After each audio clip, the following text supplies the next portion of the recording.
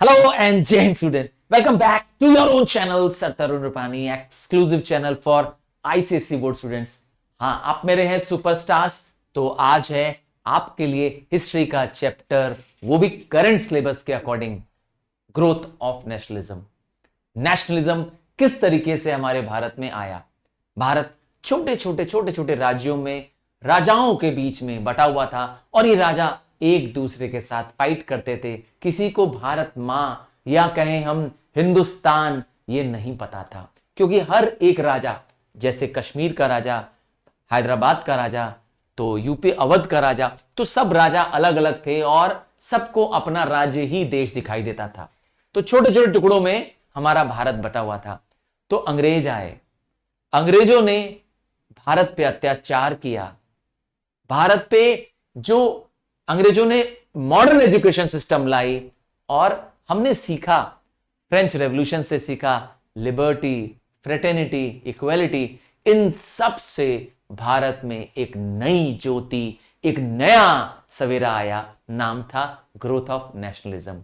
हां, यही चैप्टर है आज हमारा। बहुत आराम से पूरा चैप्टर फिनिश कर देंगे एक ही शॉट में, full syllabus in one shot.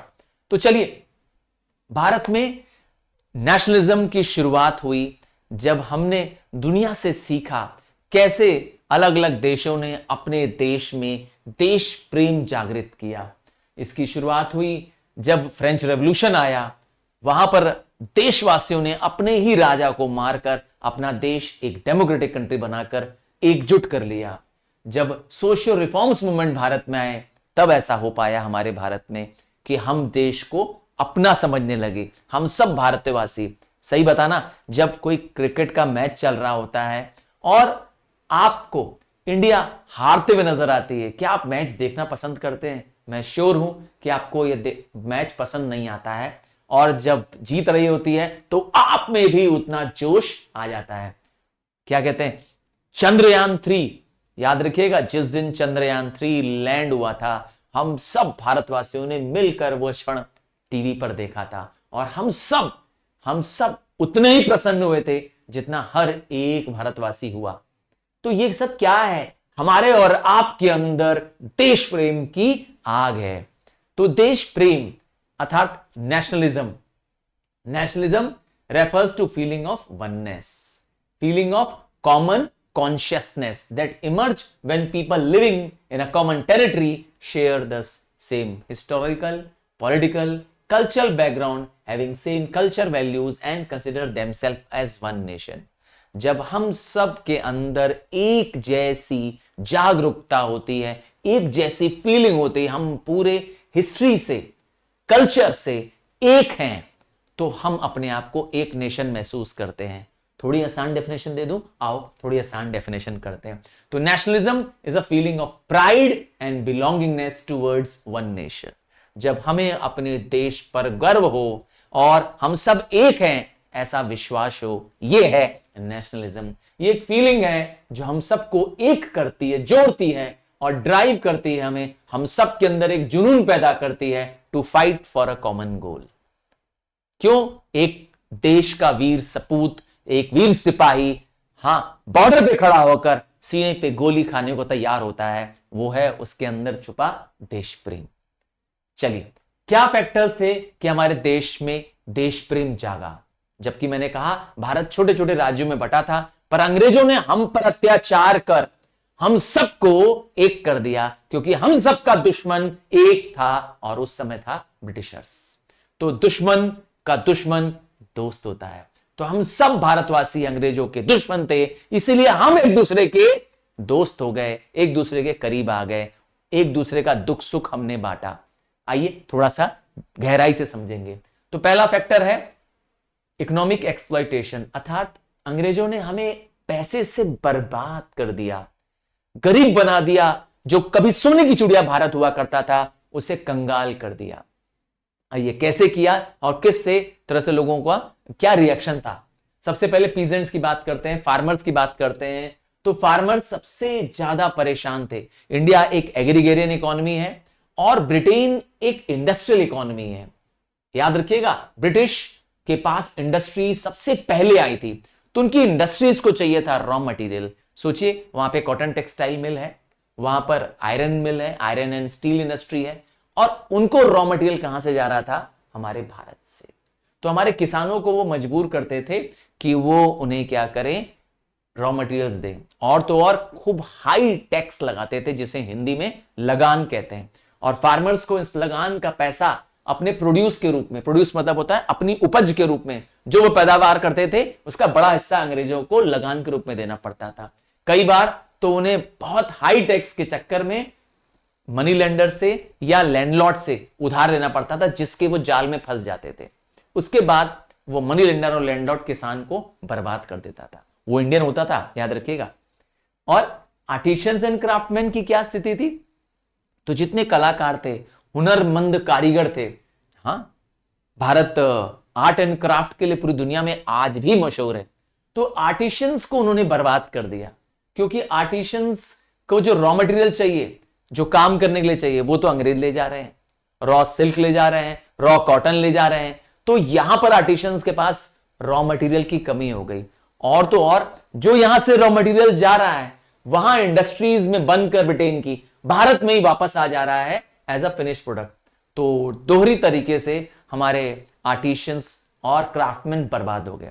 और तो और राजा भी नहीं थे उस समय, राजाओं को भी अंग्रेजों ने गुलाम बना रखा था। तो वो जो राजा इन आर्टिशियंस को, इन क्राफ्टमैन को पैट्रोनेज करते थे, बढ़ावा देते थे, वह खुद भी खत्म हो चुके थे। इसीलिए आर्टिशियंस भी बर्बाद हो गए। दे वर एट दी मर्सी, क्योंकि उनके पास खाने को नहीं है, कमाने को नहीं है, अंग्रेजों ने उन्हें बर्बाद कर दिया था। जो वर्किंग क्लास के लोग थे, अर्थात जो लोग थोड़े पढ़े लिखे थे, वो इसलिए परेशान थे कि उनको नौकरियां कहां मिल रही थी? ब्रिटिश इंडस्ट्रीज के पास। जो थोड़ी बहुत इंडस्ट्रीज थी उसके मालिक अंग्रेज थे, और वो इंडियंस पर बहुत अत्याचार करते थे, उनके साथ खूब एक्सप्लॉयटेशन करते थे। तो नौकरी पा करके भी उनका दर्द बहुत ज्यादा था, दुख तकलीफ में जीते थे, सैलरीज नहीं मिलती थी, बहुत पुअर वर्किंग कंडीशंस हुआ करती थी। और एजुकेटेड इंडियंस क्यों परेशान थे? क्योंकि एजुकेटेड इंडियंस के पास एक ही काम था, वो था अंग्रेजों के यहां नौकरी कर लो, उनका बाबू बन जाओ, उनके यहां गुलाम के रूप में, क्लर्क के रूप में काम करो। पढ़ने लिखने से कोई बहुत बड़ी नौकरी मिलने वाली नहीं है, क्योंकि नौकरी देने के लिए कोई इंडस्ट्री नहीं है, नौकरी देने के लिए सिर्फ गवर्नमेंट है, वो भी ब्रिटिश। तो इस तरीके से एजुकेटेड इंडियंस भी बर्बाद ही थे। तो इंडिया में ये सब बर्बादी जो अंग्रेजों ने फैलाई, इन सब की वजह से हम एकजुट हो गए। तो इस तरह से आर्टिशियंस हो गए, क्राफ्टमैन हो गए, एजुकेटेड पीपल हो गए, ये सब एकजुट हो जाएंगे कि नहीं? क्योंकि इन सब का दुश्मन तो एक ही है, वो है ब्रिटिश। और क्या हुआ? अंग्रेजों ने बहुत अत्याचार किया, हमारा बहुत दमन किया, हमें पर रिप्रेशन किया, हमारे इंडियंस को बहुत सताया, मारा, पीटा, जहां मन किया जेल में बंद कर दिया, फांसी चढ़ा दी। तो उनकी रिप्रेसिव पॉलिसीज से हम फिर एक हो गए। देखिएगा ध्यान से, लॉर्ड लिटन के बारे में आते हैं, जिसको सबसे क्रूरतम लॉर्ड्स में से माना गया है। वो उस समय सबसे खराब अंग्रेजों के वॉइसरॉय थे। तो क्या किया उन्होंने? देखिए, लॉर्ड लिटन ने, और इनकी खराब पॉलिसीज हमारे लिए फायदेमंद हो गई, हमारे देश में और देश प्रेम की आग बढ़ गई। कहते हैं ना, जितना हमें दबाओगे उतना हम विस्फोट करके बाहर निकलेंगे। यही हम इंडियंस ने भी अंग्रेजों को करके दिखाया। लॉर्ड लिटन ने दिल्ली दरबार अरेंज किया, जिसमें क्वीन विक्टोरिया के लिए सजाया पूरी दिल्ली को दुल्हन की तरह सजा दिया, करोड़ों रुपए लगा दिए उस जमाने में, ताकि दिल्ली खूबसूरत बन सके, ताकि रानी को, क्वीन विक्टोरिया को एम्प्रेस ऑफ इंडिया डिक्लेयर किया जाए। जबकि उस समय भारत में लाखों इंडियंस भूख से मर रहे थे। भारत में बहुत बड़ा फैमाइन मतलब होता है अकाल पड़ना, सूखा पड़ना। उस जमाने में अकाल पड़ते थे, लाखों इंडियंस मर रहे थे। अंग्रेजों ने किसी की मदद नहीं की। तो इससे भी हमारे लिए अंग्रेजों के मन में अंग्रेजों के प्रति नफरत बढ़ गई। फिर आता है, लॉर्ड लिटन ने वर्नेकुलर प्रेस एक्ट पास किया 1878 में, आर्म्स एक्ट पास किया। ये वर्नेकुलर मतलब होता है लोकल लैंग्वेज। तो हमारे भारत में जो लोकल न्यूज़पेपर छपते थे, जैसे बंगाल में बंगाली में छपते होंगे, पंजाब में पंजाबी में, महाराष्ट्र में मराठा में, तो ये जो लोकल न्यूज़पेपर्स थे, जो आम लोगों की भाषा में छपते थे, उनको अंग्रेजों ने बैन लगा दिया। ये लगाया इस बैन कि अगर कोई वर्नेकुलर न्यूज़पेपर, कोई ब्रिटिश के खिलाफ अगर कोई ऐसी न्यूज छापता है जो अंग्रेजों के खिलाफ होती है, जो इंडियंस को इंसाइट करती है, उनमें जोश बढ़ती है अंग्रेजों के खिलाफ, उस न्यूज़पेपर को उन लोग क्या करेंगे, बैन कर देंगे। तो एक तरह से हमारा राइट, एक तरह का हमारा अधिकार है, right to publish, right to make press, इसका अधिकार अंग्रेजों ने हमारा छीन लिया इस कानून बना करके। और तो और एक कानून और बनाया जिसका नाम था इंडियन आर्म्स एक्ट 1878। इसमें क्या कहा गया कि इंडियंस को आर्म्स रखने की, अगर इंडियंस को कोई आर्म रखना है, कोई बंदूक रखनी है, तो बंदूक रखने के लिए इंडियंस को क्या चाहिए, लाइसेंस। जबकि ये रूल्स ब्रिटिशर्स पे अप्लाई नहीं होते हैं। क्यों भैया, दोहरे रूल क्यों, एक ही देश में दो अलग अलग कानून क्यों, हमारे लिए कानून है, उनके लिए ये वाला कानून नहीं है। तो किया ना उन्होंने भेदभाव हमारे साथ। ये अंग्रेजों की क्या थी, रिप्रेसिव पॉलिसीज थी। और तो और अंग्रेजों ने जानबूझकर इंडियन सिविल सर्विस एग्जाम, ये एग्जाम इंडिया में नहीं होता था, ये लंदन में होता था, क्योंकि जो व्यक्ति इस एग्जाम को पास करेगा उसको पास करने के बाद मैजिस्ट्रेट या जज की पोजीशन मिलेगी, सिविल सर्वेंट की पोजीशन मिलेगी, जो कि बहुत बड़ी पोजीशन होती है। आज भी आपको मालूम ही है, यूपीएससी एक बहुत ही एस्टीम्ड, बहुत ही गर्व करने वाला यस विषय है। इसको पास करने पर आप जानते ही हैं हायर पोस्ट मिलती है, गवर्नमेंट एडमिनिस्ट्रेटिव पोस्ट मिलती है। तो उस समय था इंडियन सिविल सर्विस एग्जामिनेशन, उसकी एज पहले हुआ करती थी 21, बाद में इसकी एज रिड्यूस करके कर दी गई 19। मतलब समझ गए, इंडियंस को अब 19 साल में ही इस एग्जाम को पास करना होगा। तो कम उम्र से क्या हो जाएगा, कम इंडियंस ही पास कर पाएंगे। हां, इसको पास करना उनके लिए और मुश्किल हो जाएगा। और जो फर्स्ट इंडियन थे जिन्होंने आईसीएस पास किया वो थे सुरेंद्र नाथ बनर्जी। उन्होंने पहली बार में आईसीएस एग्जाम पास कर लिया था। यह अलग बात है कि बाद में उन्होंने इसको रिजाइन कर दिया, क्योंकि उनके साथ अंग्रेजों ने अत्याचार करना शुरू कर दिया। उनको लगा कि अंग्रेजों का जो हित है वो भारत के लिए नहीं है, और उन्होंने अंग्रेजों से काम, यस, अंग्रेजों की नौकरी को तो लात मार दी। चलिए, import duties on the British textiles were remove. देखा, अंग्रेजों ने जो वहां से कपड़े भेजने थे, यहां से गुड्स भेज रहे थे अपनी इंडस्ट्रीज से, भारत में आके उस पर टैक्स नहीं लगना था। तो फिर कर दिया चीटिंग। जब इंडिया से जा रहा था, हमने कोई अगर सामान एक्सपोर्ट करना था तो उस पर टैक्स लग रहा था। तो इस तरह से अंग्रेजों ने हमारे साथ फिर क्या की, चालबाजी की। एक और किस्सा है, नाम है Ilbert bill controversy. CP Ilbert, ये लॉ मेंबर थे वॉइसरॉय काउंसिल में। इन्होंने एक सजेशन दिया, इन्होंने एक बिल बनाया, नाम रखा इल्बर्ट बिल 1883 में। क्या था इस बिल में, इस बिल में यह नियम था कि ब्रिटिश या यूरोपियंस को भी हमारे इंडियन जजेस ही, हमारे जो भारत के जज बने थे वो भी उस पर फैसला सुना सकते हैं। इससे क्या होगा, इससे भारत के और ब्रिटेन के, ब्रिटिश के जजेस में बराबरी रहेगी। अर्थात ब्रिटिश जज और इंडियन जज, जज तो जज है, तो दोनों की बराबर होनी चाहिए पोजीशन। हमारे इंडियन जज भी ब्रिटिश लोगों के खिलाफ फैसला सुना सकते हैं। क्या हुआ, जी नहीं, यह कानून पास ही नहीं हो पाया। अंग्रेजों ने इसका विरोध किया। उन्होंने एक डिफेंस एसोसिएशन बनाई जिसमें उन्होंने यह कहा कि यह हमारा स्पेशल राइट है, हमारा स्पेशल प्रिविलेज है, हमने भारत को कॉलोनी बनाया है, हम उनके अंडर में नहीं झुकेंगे। नतीजा, यह कानून पास ही नहीं हो पाया। इस कानून को विड्रॉ कर लिया गया, जिससे साबित हो गया कि अंग्रेज कभी भी न्याय नहीं चाहते थे, कभी भी फेयर प्ले नहीं चाहते थे। मतलब अंग्रेजों से आप उम्मीद नहीं कर सकते हैं कि वह हमारे साथ उचित बर्ताव करेंगे, न्यायपूर्ण बर्ताव करेंगे, कभी नहीं, never, they never had this. अब आते हैं सोशियो रिलीजियस रिफॉर्म्स, मतलब समाज में धर्म के आधार पर क्या क्या बदलाव किए गए जिससे देश प्रेम जागा। हां, राजा राम मोहन रॉय, आइए इनके दर्शन कर लेते हैं। राजा राम मोहन रॉय, जिनको कहते हैं फादर ऑफ इंडियन रिनायंस। अब रिनायंस मतलब रीबर्थ, हमारे देश का एक पुनर्जन्म होने वाला है। कैसे, राजा राम मोहन रॉय जिन्होंने सोशल और रिलीजियस रिफॉर्म किया, हमारे समाज में, हमारे धर्म में जो कुछ कमियां उनको उस समय समझ में आई, उसमें उन्होंने बदलाव किए। क्या क्या किया, आइए देखते हैं। सबसे पहले राजा राम मोहन रॉय ने, जो कि एक महान इंसान थे, ग्रेट ह्यूमनिस्ट थे, मानवतावादी जिसे कहते हैं, जो इंसानियत की सोचते हैं, ऐसे व्यक्ति थे। इन्होंने कहा कि सारे धर्म को एक होना चाहिए। 1809 में इन्होंने एक किताब लिखी, नाम था गिफ्ट टू मोनोथीस्ट। मोनो मतलब होता है सिंगल, थीस्ट मतलब होता है प्रे करने वाला, अर्थात एक सिंगल ईश्वर की प्रार्थना करने वाला।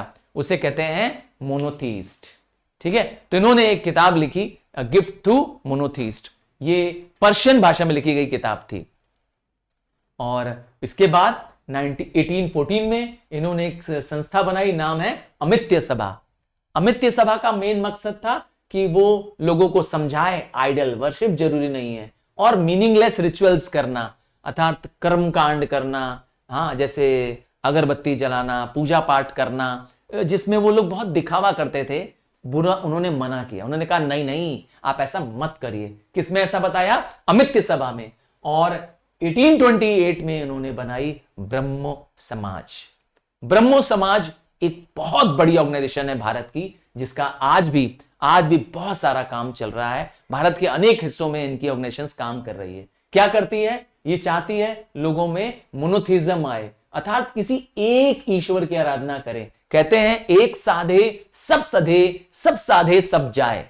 सुना है आपने? हाँ, यही वो कहना चाहते थे। Worship of one God, idol worship मत करिए। मूर्ति पूजा इन्होंने करने से मना किया था, और चाहते थे लोग अगर करना भी है तो आप सिर्फ सच्ची प्रेयर करिए, ध्यान करिए, लोगों पे दया करिए, अच्छा बिहेवियर करिए। सबसे इंपॉर्टेंट चीज है सारे धर्मों के, सारे लोगों के बीच में एकजुट की भावना। All religion, all creeds should be treated as one. भेदभाव किसी भी धर्म के बीच में, लोगों के बीच में इन्होंने मना कर दिया। यह सबसे बड़ी ज्ञान था जो ब्रह्मो समाज में दिया गया। अब आता है और क्या सोशल रिफॉर्म्स के रूप में राजा राममोहन रॉय ने किया। तो राजा राममोहन रॉय विरोध करते थे कास्ट सिस्टम का, जो जाति प्रथा थी हमारे देश में, वो इसके खिलाफ थे। आपको मालूम ही है 4 कास्ट हुआ करती थी, ब्राह्मण, क्षत्रिय, वैश्य, शूद्र।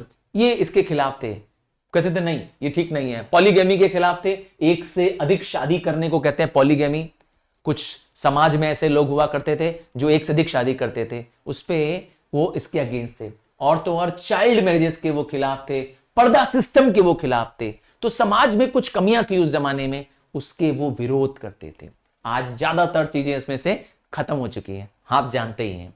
ये सब all thanks to Raja Rammohan Roy. और तो और इन्होंने खूब एफर्ट किया, खूब मेहनत की। और उस समय के वॉइसरॉय, नाम था विलियम बेंटिक्ट, उनको मना लिया। और विलियम बेंटिक्ट जी ने एक कानून बनाया, नाम था सती बैन। प्रैक्टिस ऑफ सती को इलीगल घोषित कर दिया गया 1829 में। इसका मतलब है एक बहुत पुरानी प्रथा चलती थी, नाम था सती, जिसमें औरत अपने पति के मरने पर जिंदा उसकी आग में जला दी जाती थी। कहते थे वो औरत सती मैया हो गई। तो किसी औरत को जिंदा उसके पति के मरने पर जला देने से सोचिए कितना दर्द, कितनी तकलीफ होगी। तो ये प्रथा हिंदुओं की प्रथा थी, और पर इससे एक जीती जागती औरत को आप जला दे रहे थे। इस प्रथा को क्रूर प्रथा मानते हुए अंग्रेजों ने सिस्टम को बंद कर दिया, और आज भी यह अप्लाइड अब नहीं है। तो थैंक्स टू राजा राममोहन रॉय। और आते हैं, राजा राममोहन रॉय ज्ञानी भी बहुत थे, कई सारे लैंग्वेज जानते थे। उन्होंने कई सारे न्यूज़पेपर लिखे। बंगाली में एक पेपर लिखा, नाम रखा संवाद कौमुदी। पर्शियन में पेपर लिखा, नाम लिखा मिरात उल अकबर। हाँ, पर्शियन भाषा, जो पर्शिया शाही भाषा है, उसे कहते हैं। पॉलिटिकल राइट्स के लिए उन्होंने क्या काम किया? उन्होंने डिमांड की पहली बार कि भारत में एग्जीक्यूटिव को जुडिशरी से सेपरेट किया जाए। एग्जीक्यूटिव कानून को इंप्लीमेंट करते हैं, जुडिशरी जजमेंट देते हैं। ये दोनों क्या होने चाहिए? अलग होने चाहिए। दोनों एक थे पहले। और तो और इन्होंने कहा जो भी फैसला हो वो ज्यूरी द्वारा हो, एक जज ना हो बल्कि मेंबर्स ऑफ जजेस हो, इसे कहते हैं ज्यूरी। इन्होंने कहा हमारे इंडियंस को और यूरोपियंस को एक कर दिया जाए, एक जज दोनों को ट्रीट कर सके। हाँ, इल्बर्ट बिल वाली पॉइंट को इन्होंने रिपीट कर दिया यहां पर, क्या? Judicial equality. और तो और इन्होंने कहा कि इंडियनाइजेशन ऑफ सुपीरियर सर्विसेज, जितनी भी देश के हाई क्लास सर्विसेज, जैसे मैंने कहा आईसीएस एग्जाम है, उसमें भारत के नागरिकों को भर्ती किया जाए, अर्थात वह सर्विस भारत में करवाई जाए और भारतीय नागरिकों को उसमें नौकरी दी जाए। तो ये पहले आदमी थे जिन्होंने इंडियन राइट्स की बात की। अब आते हैं अगले सोशल रिफॉर्मर के, नाम है ज्योतिबा फूले। आप देख पा रहे होंगे ज्योतिबा फूले खुद एक माली को समाज को बिलोंग करने वाले एक लो कास्ट इंडियन थे, so called low caste Indian थे। पर खुद पढ़े लिखे थे, शहरी नागरिक थे। तो क्या हुआ, जब ज्योतिबा फुले ने देखा कि समाज में उनके तरह के लो कास्ट लोगों की बहुत इज्जत नहीं थी, उन्हें महसूस हुआ कि इज्जत न मिलने का कारण एजुकेशन है। उनको लगा कि वुमेन एजुकेशन बहुत मस्ट है, तो उन्होंने अपलिफ्टमेंट ऑफ वुमेन पे सबसे ज्यादा काम किया। ज्योतिबा फुले ने वुमेन्स के अपलिफ्टमेंट के लिए वुमेन को प्रूव किया कि वुमेन्स आर सुपीरियर, और उन्हें सुपीरियर बनाए रखने के लिए उन्हें पढ़ना चाहिए। उन्होंने यह भी कहा कि अगर वुमेन्स सुपीरियर रहना चाहती हैं तो उन्हें पढ़ना पड़ेगा। उन्होंने अपनी वाइफ के साथ, नाम है सावित्रीबाई फुले, के साथ मिलकर एक पहला गर्ल्स स्कूल खोला पुणे में, फर्स्ट गर्ल्स स्कूल। 1854 में इन्होंने स्कूल्स फॉर अनटचेबल्स भी खोला। अनटचेबल जानते ही हैं, वही जिसको वो बिलोंग करते थे लो कास्ट को। लो कास्ट के लोगों के लिए स्पेशली एक स्कूल खोला ताकि वो लोग पढ़ें, क्योंकि पढ़ाई से आप क्या कर सकते हैं, आप ऊंचे उठ सकते हैं। जैसे कि आप जानते हैं डॉक्टर भीमराव अंबेडकर जी, वो भी एक लो कास्ट को, दलित को बिलोंग करते थे, पर देखिए आज भारत में भगवान की तरह पूजे जाते हैं, है ना। तो पढ़ाई से आप क्या कर सकते हैं, आप अपने परिवार का, अपने समाज का, सबका मान सम्मान बढ़ा सकते हैं। हम जैसे पढ़ रहे हैं आज, देखिए ज्योतिबा फुले के बारे में, ये भी एक लो कास्ट को बिलोंग करते थे। तो समाज में ऊंचा उठने का उन्होंने रास्ता बता दिया। उन्होंने अनटचेबल्स के लिए स्कूल खोला, प्राइवेट ऑर्फनेज खोले विडोज के लिए। ऑर्फनेज जानते हैं, अनाथालय, जहां विधवाओं को घर दिया इन्होंने विडो रीमैरिज को बढ़ावा दिया। हाँ, चाहते थे कि जो पहले जमाने में औरतें विधवा हो जाती थी, उनके साथ बहुत अत्याचार होता था, उनको समाज अच्छी नजर से नहीं देखता था, कहते थे कि इस औरत ने ही अपने पति को मारा है। तो उन्होंने उनकी रीमैरिज करने की परंपरा शुरू कराई, बहुत अच्छा काम किया। कास्ट सिस्टम के बारे में उन्होंने एक किताब लिखी है, हाँ, नाम है गुलामगिरी। गुलाम कौन है, इसमें ने कहा उन्होंने अपने ही जो लो कास्ट के लोगों थे उनको क्या हार्डशिप्स होती हैं, क्या जीवन में तकलीफें आती हैं, अर्थात अपना ही अनुभव उन्होंने उस किताब में लिखा, नाम रखा Gulamgiri. Social justice for low caste के लिए उन्होंने काम किया। इन्होंने एक सोसाइटी बनाई, नाम है सत्य शोधक समाज, सत्य को खोजने वाला, सत्य की एनालिसिस करने वाला समाज, ताकि सबको बराबर राइट्स मिल सके, खास करके समाज के दबे कुचले लोगों को, वीकर सेक्शन को, जिसको वो बिलोंग करते थे, उसको न्याय मिल सके। और क्या हुआ देखिए, तो इस तरीके से ये हमारे बड़े बड़े रिफॉर्मर्स, हमारे भारत में जो कुछ कमियां रह गई थी, जो पुरानी परंपरा में कुछ कमियां थी, हमारे समाज में कुछ कमियां थी, उनको दूर किया और सबको क्या किया, एकजुट किया। तो इन सोशल रिफॉर्म मूवमेंट्स का हमारे भारत पर क्या असर पड़ा, देश प्रेम पर क्या असर पड़ा, बहुत ही पॉजिटिव असर पड़ा। आइए देखें कैसे। स्वामी दयानंद जी की बात करते हैं, स्वामी विवेकानंद जी की बात करते हैं, तो इन्होंने भी साबित किया हम इंडियंस को कि हमारा कल्चर तो विश्व में सुप्रीम है। हमें सिखाया कि हम भारतवासियों ने ही सिविलाइजेशन शुरुआत की है, हम बहुत ही रेशियली सुप्रीम है, हमारे अंदर एक आत्मविश्वास जगाया। सोशल रिफॉर्मर्स ने अनटचेबिलिटी की बुराई की, कास्ट सिस्टम की बुराई की, इससे जो लो कास्ट के लोग थे उनको भी देश प्रेम जगने लगा, उनको भी लगने लगा कि हम भी एक हैं, हम सब के बीच में बराबर या बराबरी है, भाईचारा है, ब्रदरहुड है। सोशल रिफॉर्मर्स ने लोगों को सिखाया कि वुमेन्स की इज्जत करो, वुमेन्स को इक्वालिटी दो, वुमेन्स को पढ़ाओ। इससे वुमेन्स इंडिपेंडेंट मूवमेंट में पार्टिसिपेशन करने लगी, वुमेन्स भी एक्टिवली रोड पे, सड़कों पे निकल पाई और अंग्रेजों का विरोध किया। इनमें से स्वामी दयानंद जी को आप देखें, स्वामी दयानंद जी ने इंडियंस का सपोर्ट किया। ये पहले व्यक्ति थे जिन्होंने स्वराज शब्द का इस्तेमाल किया। स्वराज अर्थात भारत में हमारा अपना राज होना चाहिए, इंडिया फॉर इंडियंस, ये नारा देने वाले भी स्वामी दयानंद जी हैं। और तो और जब देश में अंग्रेजों ने अत्याचार करना शुरू किया तो ये सब लीडर्स जो सोशल रिफॉर्मर्स के रूप में थे, इन्होंने देशवासियों को क्या किया, मॉरली सपोर्ट किया। सोशल रिफॉर्म मूवमेंट्स ने भारत में जागरूकता फैलाई, लोगों को कास्ट से, क्रीड से, धर्म से अलग किया, कहा इसके जकड़ों से बाहर निकलो और देश को पहले क्या करो, अपना सर्वोच्च मानो। सबसे पहले क्या है, आपका राष्ट्र है, बाद में आपका कोई भी धर्म है, कोई भी जाति है, कोई भी परंपरा है, पहले राष्ट्र सर्वोपरि है। यह सिखाया इन सोशल रिफॉर्मर्स ने, इससे देश प्रेम और जगा।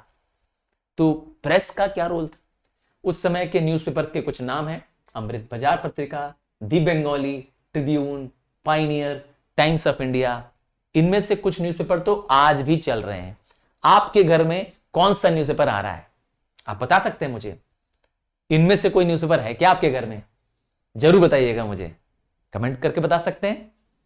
चलिए अब आगे पढ़ते हैं कि इस प्रेस का, न्यूज़पेपर्स का क्या इफेक्ट पड़ा हम इंडियंस पे। तो ये प्रेस हम सबको मैसेज देती थी पैट्रियोटिज्म का, प्रेस मॉडर्न आइडियाज को छापती थी, फ्रीडम के बारे में छापती थी। इससे लोगों को जो रूल्स चल रहे थे उस समय, इनके बारे में जानकारी मिल रही थी। प्रेस में आप देखते ही हैं कुछ ना कुछ नई जानकारी छपी रहती है, देश प्रेम की जानकारी छपी रहती है, इंडिपेंडेंस की जानकारी छपी रहती है। इससे देश में नॉलेज बढ़ती है, अवेयरनेस बढ़ता है। और तो और प्रेस ने जो अंग्रेजों के द्वारा किए गए अनजस्ट पॉलिसीज थी, अत्याचार था, उसको छापना शुरू कर दिया। मान लो कहीं पे अंग्रेजों ने क्या किया, इंडियंस पे अत्याचार किया, लाठी चार्ज किया, उनको फांसी चढ़ा दी, या वर्कर्स को पैसा नहीं दिया, किसानों को मारा पीटा, तो ये सब छपेगा पेपर में। और जब पेपर में छपेगा तो हम भारतवासियों को इसका बहुत दुख होगा और हमें पता चल जाएगा कि अंग्रेज हमारे कभी नहीं हो सकते, वो हमारे देश को सिर्फ लूटने आए हैं। और हम दिन पर दिन उनसे क्या होते जाएंगे, और नफरत करते जाएंगे। हम सबकी नफरत अंग्रेजों के प्रति हम भारतवासियों को एकजुट कर देगी। It made possible the exchange of views among different social groups. समाज के अलग अलग जो सोसाइटी के लोग थे, जो कभी एक दूसरे से बात नहीं करते थे, आज वो सब एक दूसरे से बात कर रहे हैं, मिलजुल रहे हैं, एक हो गए हैं। एंड सबसे important, it made Indian aware of what was happening in the world. हम सिर्फ भारत को नहीं, अब दुनिया में भी देखने लगे, क्योंकि वर्ल्ड न्यूज भी तो पेपर में रहती है। वर्ल्ड में क्या चल रहा था उस समय हम सब देख रहे थे। जैसे फ्रेंच रेवोल्यूशन आया तो हमने वहां से भी सीखा। तो दुनिया भर में जो नई क्रांति आ रही थी, नई जो जोश पैदा हो रहा था, वो हम भारतीयों में भी आ रहा था। आइए समझते हैं precursors of the Indian national Congress, मतलब वो पार्टीज जो इंडियन नेशनल कांग्रेस के बनने से पहली बनाई गई, जो base of the Indian national Congress बनी। रातों रात नहीं बनी इंडियन नेशनल कांग्रेस, इसके पीछे की यहां बैकअप स्टोरी है। कैसे धीरे धीरे धीरे देश में पॉलिटिकल बॉडीज बनने लगी, ऑर्गेनाइजेशन बनने लगी। सबसे पहली पॉलिटिकल एसोसिएशन की बात करते हैं तो वो थी land holder society. Land holder society कुछ बड़े लैंडलॉर्ड्स के द्वारा बनाई गई सोसाइटी थी 1838 में। बहुत समय तक चली नहीं सोसाइटी वैसे ये, बट हां भारत में सोसाइटी बनने का, ग्रुप बनाने का, एसोसिएशन बनाने का शुरुआत हो चुकी थी। उसके बाद और बहुत सारी छोटी छोटी पार्टीज बनी, इंडियन एसोसिएशन बनी, है ना, ऐसे बहुत सारी सोसाइटीज बनी। और इन सोसाइटीज ने बेस का काम किया कांग्रेस के लिए। अब उनमें से कौन बनी, कौन एग्जांपल्स हैं? सबसे पहले आते हैं, जो सबसे प्रोमिनेंट है वो है ईस्ट इंडिया एसोसिएशन। आप देखिए, परम आदरणीय दादा भाई Nehru the grand old man of India, ये एक पारसी बाबा थे और प्रोफेसर भी थे, प्रोफेसर ऑफ मैथमेटिक्स थे। दादा भाई नेहरू जी ने लंदन में 1866 में, देखिए लंदन में, इंडिया में नहीं, लंदन में 1866 में ईस्ट इंडिया एसोसिएशन बनाया। क्यों लंदन में, क्यों? क्योंकि ये लंदन में भारतीय नागरिक थे जो हाउस ऑफ कॉमन्स के मेंबर बन गए थे। सोचिए, वहां के मेंबर ऑफ पार्लियामेंट, भारत में नहीं, सोचिए इंडियन होते हुए लंदन में हाउस ऑफ कॉमन्स के मेंबर, जैसे पार्लियामेंट है वहां के मेंबर। क्या करना चाहते थे? ताकि वो बताना चाहते थे ब्रिटिशर्स को कि इंडियंस के साथ क्या हो रहा है। क्यों बनाया? To provide information to on all Indian subjects to British citizens and member of the parliament. अंग्रेज पार्लियामेंट को पता हो, अंग्रेज नागरिकों को पता हो कि भारत में क्या कर रहे हैं उनके अंग्रेज, उनके देशवासी, हम भारतीयों के साथ क्या अन्याय हो रहा है, ये वो उनकी पार्लियामेंट में जाके बता रहे हैं। और क्या किया इन्होंने? आवाज उठाई जो इंडिया में अत्याचार हुआ, इंडियंस में जो अत्याचार किए गए, इसकी आवाज उन्होंने जाकर के वहां की पार्लियामेंट को उठाई और सजेशन भी दिया कि कैसे ठीक हो सकती है। इनको grand old man of India का दर्जा दिया गया। ये सोचते थे कि ब्रिटिशर्स न्यायपूर्ण हैं, इनको लगता था कि अंग्रेज आज नहीं कल बदलेंगे, बस हमें उनको क्या करना है, हमें उनको बताना है। उनको लगा ये कि अंग्रेज हमारी प्रॉब्लम्स को सॉल्व कर सकते हैं।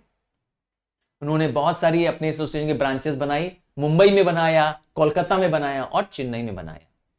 अगले लीडर आ रहे हैं Surendra Nath Banerjee, the first Indian to qualify for the ICS exam, Indian civil service exam.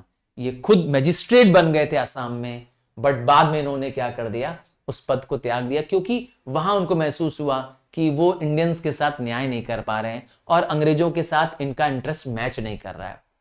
आइए, तो सुरेंद्रनाथ बनर्जी ने एक ऑल इंडिया मूवमेंट शुरू किया और इस इंडियन एसोसिएशन में के लीडर थे कौन? सुरेंद्रनाथ बनर्जी। सुरेंद्रनाथ बनर्जी की संस्था में लॉयर्स, प्रोफेशनल्स, एजुकेटेड लोग, मतलब सारे पढ़े लिखे क्लास के लोग थे, क्योंकि वह स्वयं भी बहुत ही हाईली एजुकेटेड थे।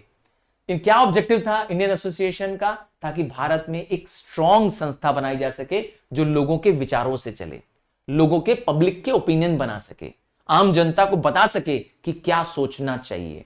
और तो और ये भारत को एकजुट करना चाहते थे। सबका एक पॉलिटिकल इंटरेस्ट है और वो है भारत की आजादी। ये लोगों में वो भरना चाहते थे। और क्या करना चाहते थे? फ्रेंड रिलेशंस चाहते थे कि हिंदू और मुसलमानों में सारे लोग मिल करके अंग्रेजों का विरोध करें। और तो और मास मूवमेंट चाहते थे।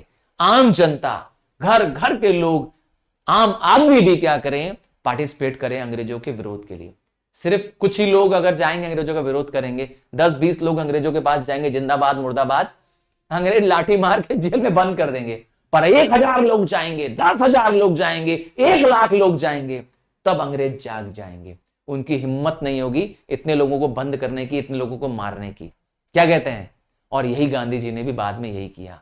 इस तरह से सैकड़ों लाखों लोगों को एकजुट कर दिया।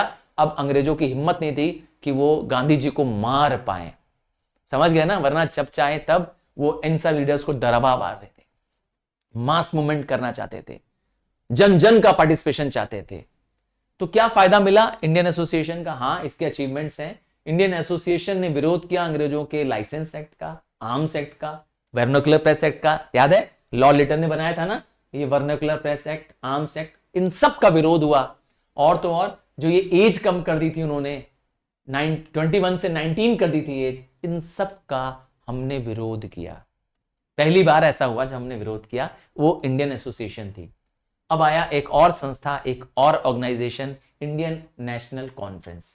ये एक ऑल इंडिया कॉन्फ्रेंस थी, कलकत्ता में बुलाई गई थी। किसने बुलाई थी? सुरेंद्रनाथ बनर्जी ने 1883 में सारे भारत के लीडर्स, सारे भारत के प्रोफेशनल्स को, लॉयर्स को, हाँ टीचर्स को, प्रोफेसर्स को बुलाया। कहां पर? कलकत्ता में मीटिंग करने के लिए, ताकि हम क्या करें, एक कॉमन प्लेटफॉर्म तैयार कर सके, एक ऐसी बॉडी बनाए, एक ऐसी संस्था बनाए जो ऑल इंडिया नेचर की हो, पूरे भारत में के लिए एक संस्था जो उन सब की आवाज उठा सके।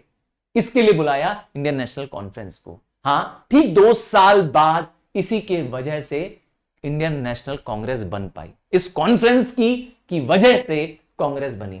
और क्योंकि कॉन्फ्रेंस का मकसद भी वही था, देश प्रेम जगाना लोगों के अंदर पब्लिक ओपिनियन क्रिएट करना, और वही कांग्रेस का भी था। इसी संस्था को उसमें मर्ज कर दिया गया। आइए देखते हैं इंडियन नेशनल कांग्रेस की शुरुआत।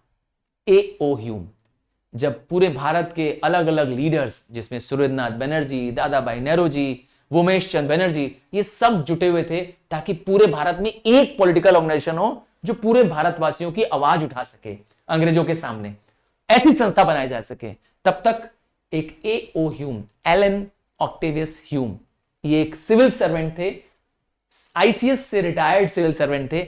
इन्होंने शुरुआत की कांग्रेस की। इनको लॉर्ड डफरिन का सपोर्ट था। उस समय वॉइसरॉय थे लॉर्ड डफरिन, उनका खुद का इनको सपोर्ट था A.O. ह्यूम को। तो इंडियन नेशनल कांग्रेस की शुरुआत फाउंडर A.O. ह्यूम, इन्होंने ही इंडियन नेशनल यूनियन बनाया। पहले नाम था उसका इंडियन नेशनल यूनियन। इसकी मीटिंग बुलाई, और जब इसकी मीटिंग बुलाई पुणे में आ गया प्लेग, उसकी मीटिंग को कर दिया गया कैंसिल, और मीटिंग शिफ्ट हो गई मुंबई में। तो इंडियन नेशनल यूनियन की पहली मीटिंग हुई 28 दिसंबर 1885 को। कहां पर मीटिंग हुई? पुणे में नहीं, मुंबई में हो गई। मुंबई में पहली बार इनकी मीटिंग बुलाई गई, और वहां पर प्रेसिडेंट थे उमेश चंद्र बनर्जी। आप देख पाएंगे WC बनर्जी, उमेश चंद्र बनर्जी। स्क्रीन को बड़ा कर लिया करिए, ठीक है, जूम अप कर लिया करिए अगर आप किसी की इमेज, क्योंकि ये इमेज आपकी बुक्स में दी है और इमेज बेस्ड क्वेश्चन आएगा, ठीक है। तो WC बनर्जी बना दिए गए, और 72 delegates from Congress all India आए थे। और क्या हुआ इसके बाद, तो कांग्रेस की लड़ी लग गई। मतलब अब हर साल कांग्रेस एक एनुअल सेशन करती है, दिसंबर के मंथ में करती है। 1885 से शुरुआत हो चुकी थी।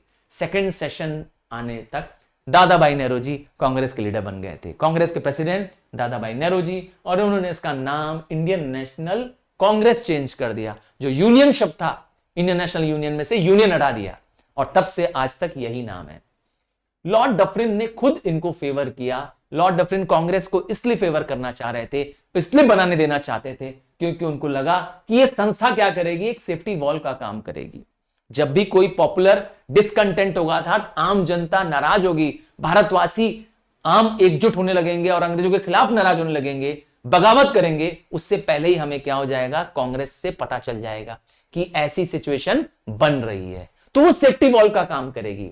जैसे प्रेशर कुकर में अब बहुत गर्म कर दो तो सीटी बच के पता चल जाता है कि अंदर बहुत भाप, अंदर बहुत गर्मी जमा हो गई है। समझ गए सेफ्टी वॉल क्या काम करती है? यही कांग्रेस का भी काम था, सेफ्टी वॉल का काम करना था, अंग्रेजों को बताना कि एक भयानक लड़ाई लड़ने के लिए लोग तैयार हो रहे हैं, इसीलिए आप अभी सतर्क हो जाइए। 1857 भी यही कारण था, लोगों को पता ही नहीं चल पाया अंग्रेजों को, और हम सब क्या किए, अंग्रेजों से बड़ा भयंकर युद्ध किए। तो ऐसा दोबारा ना हो, इसके लिए सेफ्टी वॉल का काम करेगी ये कौन? कांग्रेस। इसीलिए अंग्रेज खुद इसकी मदद कर रहे थे। कई बार लॉर्ड डफरिन ने तो टी पार्टी रखी थी कांग्रेस के लोगों के लिए, कांग्रेस के लोगों को अपने दरबार में बुलाते थे। लॉर्ड डफरिन कहते थे आइए आप लोग हमारे यहां डिस्टिंग्विश्ड गेस्ट हैं, आप हमारे मेहमान हैं, टी पार्टी करिए। ये होता था उस जमाने में। ये तो बाद में अंग्रेजों को पता चल गया कि ये कांग्रेस, ये इंडियंस की कांग्रेस है, और इन्होंने फिर क्या किया, अंग्रेजों के छक्के छुड़ाने शुरू कर दिए। तो सेफ्टी वॉल के रूप में बनाया कांग्रेस को, ताकि वो डिस्कंटेंट को बता सके और ब्रिटिश इंटरेस्ट का ध्यान रख सके इंडिया में। क्या था एम? तो aim promote friendly relation between the nationalist workers. Bharat में जो अलग अलग हिस्सों में रहने वाले देश प्रेमी हैं, उनके बीच में क्या हो जाए, संबंध बन जाए, वो आपस में फ्रेंडली रिलेशंस डेवलप कर पाए। और तो और वो एकजुट करना चाहते थे देश प्रेम की भावना। धर्म, जाति और प्रोविंस से उठ जाओ, देश सबसे बड़ा है, देश प्रेम सबसे बड़ा है, यही आग जलाना चाहते थे। और तो और वो लोगों की डिमांड्स को अंग्रेजों के सामने ले जाना चाहते थे। जो आम जनता कहेगी वह कांग्रेस कहेगी। लोगों की डिमांड के सामने कांग्रेस की डिमांड लेकर के सरकार के पास पहुंचेगी। और क्या करना, लोगों को ऑर्गेनाइज करना, ओपिनियन फॉर्म करने के लिए। क्या मांगे, क्या किस तरीके से मांगे, अंग्रेजों से अपनी मांग रखे, यह लोगों को सिखाती थी ये संस्था। समझ गए? अब कांग्रेस के बहुत सेशंस हुए। सबसे पहला सेशन तो आप जान ही चुके हैं, WC बनर्जी इसके प्रेसिडेंट थे 1885 में। सेकंड प्रेसिडेंट थे, कोलकाता में हुआ मीटिंग, कौन थे प्रेसिडेंट? दादा भाई नेहरू जी थे। फिर आया 23rd सेशन, इंपॉर्टेंट सेशन है। 23rd सेशन सूरत में हुआ, और इसमें इंडियन नेशनल कांग्रेस में स्प्लिट हो गया। पहली बार ऐसा हुआ कि कांग्रेस में ही आपस में लड़ाई हो गई। अर्ली नेशनलिस्ट, जिनको हम मॉडरेट्स के नाम से भी जानते हैं, वो अलग हो गए, और असर्टिव नेशनलिस्ट, जो अपनी बात मास मूवमेंट के द्वारा मनाना चाहते थे, एक्शन से मनवाना चाहते थे, वो अलग हो गए। पहली बार कांग्रेस में जुदाई हो गई। सूरत में यह सेशन हुआ था। 26th को क्या हुआ, 26th सेशन को 1911 में पहली बार जन गण मन, हाँ, हमारा नेशनल एम्बलम बन गया, नेशनल सॉन्ग बन गया।